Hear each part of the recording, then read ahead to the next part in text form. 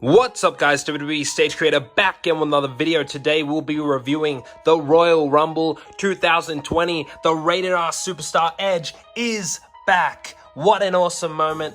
Can't believe that he's back. I did predict it in my Royal Rumble match. We'll talk about everything. I really want to talk about the Royal Rumbles. But first, let's talk about the matches that kicked off the show. So let's skim through what happened at the start of the show. We had Sheamus beat Shorty G in a decent match on the kickoff. Shorty G's ear was busted open. They focused on like working the hand and the legs of each other, and yeah, Sheamus won. Decent match, good return for Sheamus. He didn't end up being in the Royal Rumble match. In my prediction match, I had Sheamus in the Royal Rumble, but ever since they announced this match, I thought, yeah, he wouldn't be in the match because he had a match earlier on in the night. Then we had a United States Championship match, which was on the kickoff show. Andrade versus Humberto Carillo. Andrade retained, no surprise there, won with a roll-up, so it seems like there's unfinished business between the two. Then we kicked off the show with an awesome Falls Count Anywhere with Reigns and Corbin. They went all around Minute Maid Park, and there was some cool stuff in here. At the start it was a bit slow, but they really picked up the pace, and the Usos came out and they dived off of like something like big in the production area. I don't know exactly what to call it, but it was an amazing dive by one of the Usos, and Reigns like put Corbin through 2 tables, and Corbin put Reigns through an announcer's table. Reigns put Corbin in a porta potty and tipped it. That was an awesome spot. Unfortunately, he didn't come out with a bunch of crap on him or like blue water, whatever they have come out of someone when they're flipped in the porta potty. Bit of a missed opportunity, but I guess you had to finish the match, and why would Reigns want to touch Corbin after that? But yeah, the match ended when Reigns speared Corbin on top of the dugout, which was really, really awesome. Reigns won. I thought he'd win the Royal Rumble. He was the odds-on favorite. Didn't end up happening, but I'm really glad that it didn't. We'll talk about that a little bit later in the video. The second match on the show was the Women's Royal Rumble match, the 3rd ever Women's Royal Rumble, and to me, this was the best Women's Royal Rumble match so far. Last year's was terrible. Year before that was pretty good. I think it was made better because of first time ever and all the nostalgia returns. But this year, great action, way better action than the past 2 years, and a lot of cool moments in this match. You had this really cool moment where Naomi saved herself in a Kofi Kingston type way. She like got hit and then went down the steps, jumped onto the barricade like John Morrison. Obviously not as good as John Morrison, but she jumped on the barricade, then she went to the announcer's table, and then she used the cowl of the announcer's table to make a bridge. Very innovative spot, very cool for Naomi, and especially I'm glad she did that because Kofi didn't do his Rumble save this year. What the hell? Seriously, he broke the streak. Lesnar broke the streak and eliminated him. Very missed opportunity right there, but I guess it had to end sometime. I mean, how many things can Kofi do? He's gonna run out of ideas sooner or later. We had a ton of NXT women, and we had a lot of surprise returns. Last year was lacking in like nostalgia returns. This year had a couple. We had Mighty Molly, Kelly, Santina. Santina came in and it was really, really awesome. He came face to face with Beth Phoenix, who he was paired with for a while in 2008. And then he decided to use the Cobra on himself and eliminate himself because he didn't want to hurt a woman, and yeah, that was really cool. Some other notable things in the match, Beth Phoenix, I don't remember where it happened, but she must have hit her head or something, and she was bleeding a lot, and her hair was covered in blood, very noticeable. Bianca Belair started at number 2, and she really shined. Unfortunately, she got eliminated like halfway through the match, but she did really good. Didn't do a hair whip, I don't believe, which was disappointing, but yeah, she utilized the hair a lot in the match too, which was cool, but no hair whips. But yeah, she did really great, really good showcase for her.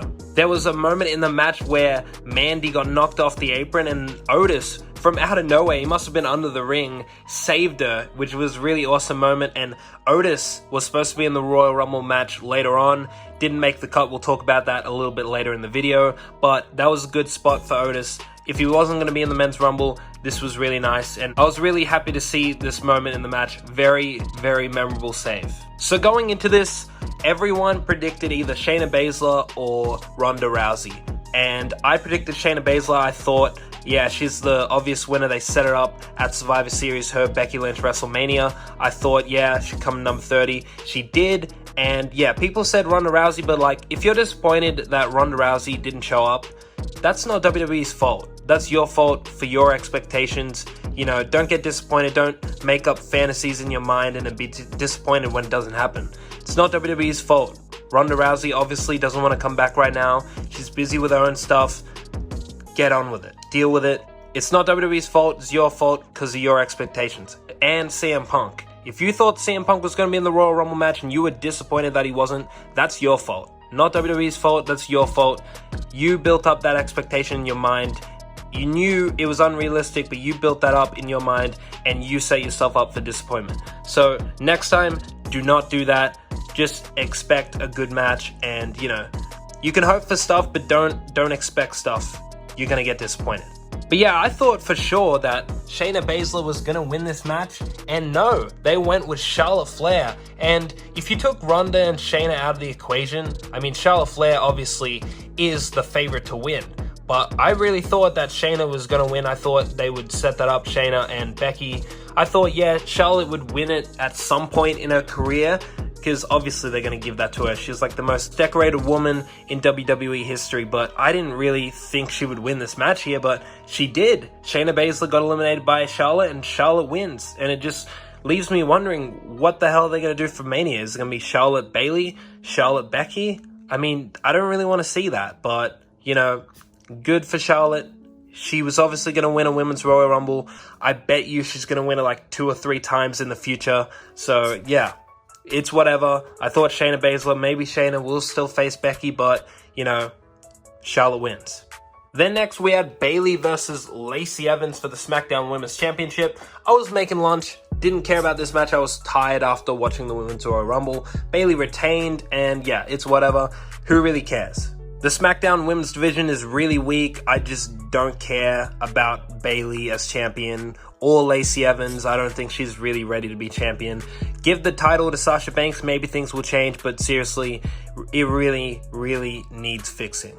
Then we had The Fiend versus Daniel Bryan in a strap match, and this match was great. They did really good stuff here. The Fiend had an awesome entrance. It was the first time we saw this title actually used in a WWE match, and it looked awesome. The entrance was awesome, and this match was actually contested not in red light, I guess because it's a stadium, but I hope this continues because, like, The Fiend looked even more awesome without the red light. So I hope they continue that. Fiend wins in an epic match. There was a really cool Sister Abigail. Daniel Bryan went for a running knee. Fiend caught him in midair, and it was an awesome Sister Abigail. Daniel Bryan kicked out, and The Fiend ended up winning with a mandible claw and a slam and just pinned him. And yeah, I don't know where you go with Daniel Bryan from here, but we all know The Fiend versus Roman Reigns, that's where they're going for WrestleMania, and I am looking forward to it. Then we had Becky Lynch versus Asuka. They tried to build this up as like something epic, but I just couldn't really get into it. I mean, Asuka, I don't know, like, she just can't talk. She can't really hold a feud. Becky was really trying to hype up this feud, but she's doing it by herself.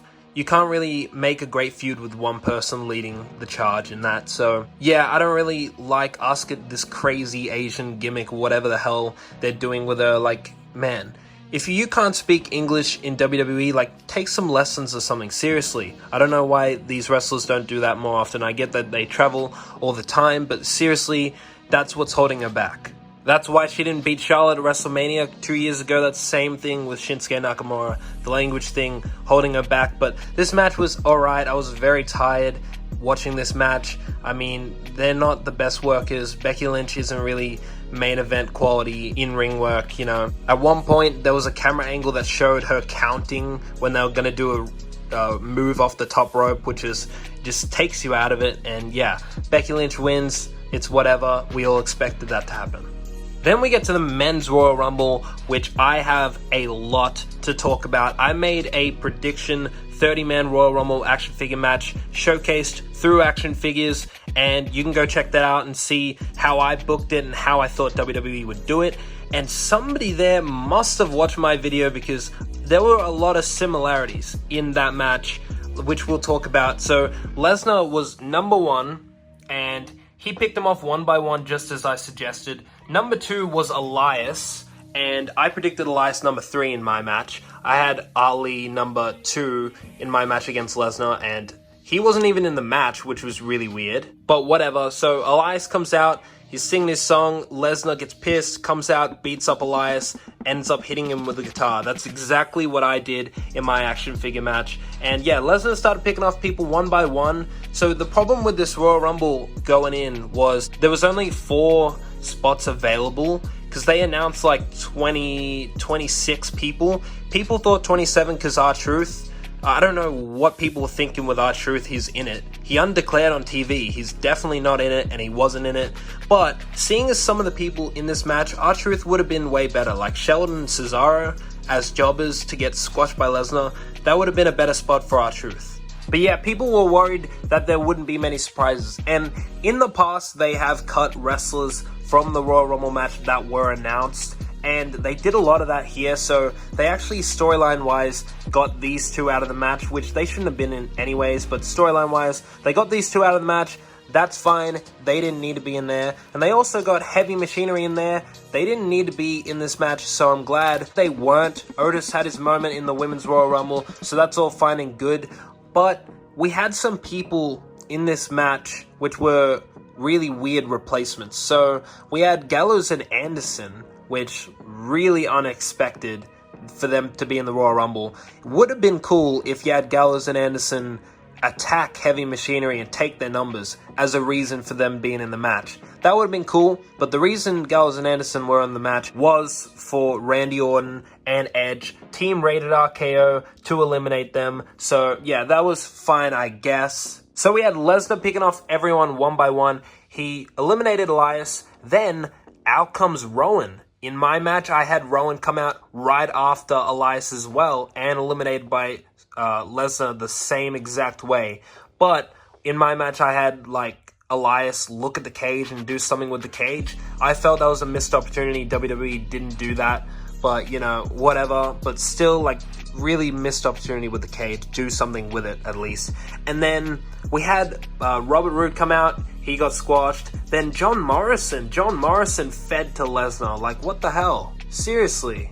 That sucked, but, you know, whatever. Lesnar's just destroying people. And then out comes Kofi Kingston. Very good face-off, I predicted in my match. Then next person, I predicted in my match too, which makes me feel like they watched it. Out comes Rey Mysterio. And then they team up on Lesnar. Then out comes Big E. Lesnar eliminates all of them. Then we get Cesaro in the match, which I was like, that was a missed opportunity for a surprise entrant.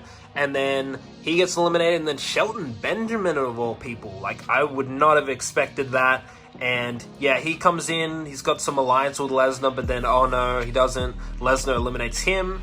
That was fine and good, I guess. And then Shinsuke Nakamura, 2018's winner, the Intercontinental Champion, is fed to Lesnar. That was a bit of bullshit. Then out comes the returning MVP, which was already spoiled the day before because somebody took a photo of the stadium and it had like it showed the Titantron which said MVP, so it was spoiled for me. I don't know if it was spoiled for many of you, but it was still a cool moment. I loved MVP back in the day. Came out in this really cool Black Panther attire, and then yeah, just got eliminated by Brock Lesnar. And then next up, it was Keith Lee, who got a massive pop, and then he faced off with Lesnar. It was really, really cool. Missed opportunity. Keith Lee didn't pounce anyone over the top rope and eliminate them. That would have been sick. I did that in my figure match. It looked awesome. But yeah, that would have been awesome. Very missed opportunity, but you had Lesnar and Keith Lee face off, and then Strowman came out. Keith Lee and Strowman face off. Lesnar eliminates both of them. And Lesnar actually tied the record for most eliminations in a Royal Rumble match. I felt like it lasted a little too long, Lesnar eliminating people one by one, but I mean, they wanted him to break the record, so that's exactly why they did it. Then out came Ricochet, who Lesnar had a little run-in with on Raw, and then out comes Drew McIntyre, your winner. And I predicted this exact thing to happen, a Claymore to Lesnar, eliminating him over the top rope. And I didn't think McIntyre would win. We'll talk about that a little bit later. But McIntyre setting up a match with Lesnar for WrestleMania. That was cool. Very, very great moment in the match. and Ricochet also getting some payback with a low blow to Lesnar. And then, yeah, we just get into a normal Royal Rumble match. I won't go through exactly every single entrant, but this was a really good Royal Rumble match. Very cool moments in the match. We also had Matt Riddle enter the Royal Rumble, and this could have been better. I mean, I'm a massive Matt Riddle fan. I said if he was going to show up, I'd pop hard, but like, I don't know, the moment didn't really feel right. I don't think it was because he didn't face Lesnar. I mean, it just didn't feel right.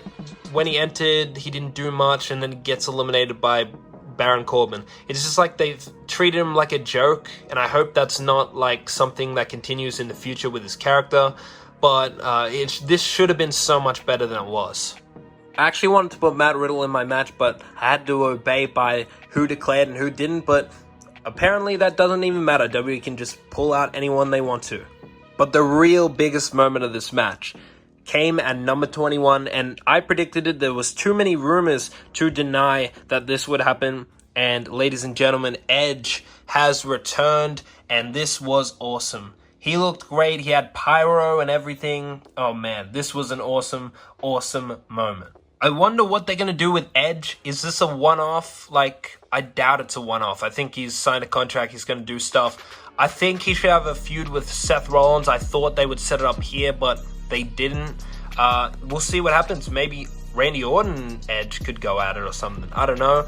But this is really exciting. Really glad to have Edge back so he can have a proper retirement match and a good send-off for his career. Then at number 30, I knew it was going to be Seth Rollins, and it was. And Buddy Murphy was supposed to be in this match, but he got cut as well.